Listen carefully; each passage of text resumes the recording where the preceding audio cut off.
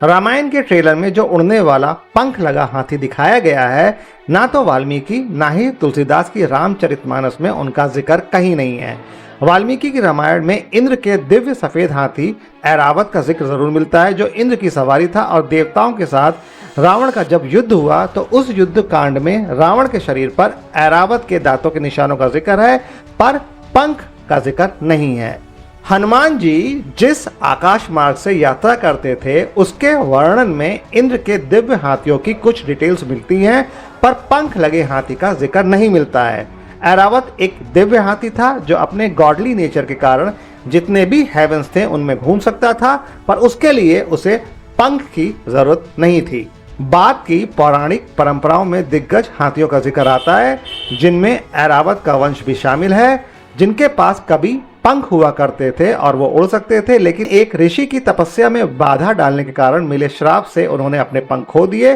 पर वाल्मीकि तुलसीदास की रामायण में इस बात का जिक्र नहीं है। रामायण महाकाव्य तुलसीदास या वाल्मीकि में उड़ने वाली अन्य चीजों में पुष्पक विमान और हनुमान की स्काई हाई छलांगे शामिल है, लेकिन उड़ने वाले हाथी की बात कहीं नहीं है। लॉन्ग स्टोरी शॉर्ट, रामायण 2026 के ट्रेलर में जो सफेद पंखों वाला हाथी दिखाया गया है वो बस फिल्म मेकर की इमेजिनेशन है, जिसका तुलसीदास या वाल्मीकि की रामायण से कोई लेना देना नहीं है।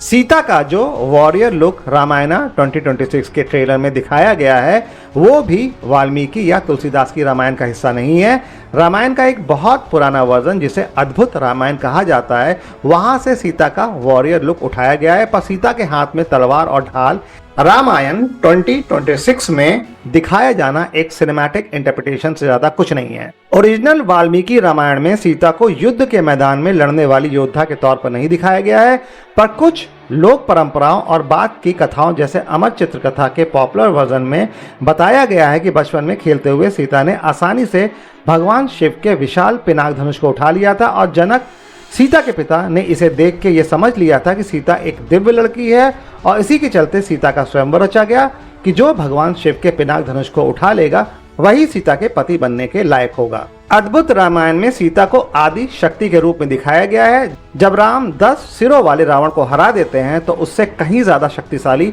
1000 सिरों वाला राक्षस सहस्र रावण प्रकट होता है और राम को बेहोश कर देता है। तब सीता महाकाली का उग्र रूप धारण करती हैं और खुद उस राक्षस को हराती हैं। अद्भुत रामायण उन शुरुआती और सबसे प्रसिद्ध ग्रंथों में से एक है जो सीता को केवल मुसीबत से बचाए जाने वाली महिला के बजाय एक एक्टिव प्रोटेक्टर में प्रेजेंट करती है कि वक्त आने पर वो अपने पति की रक्षा भी कर सकती है।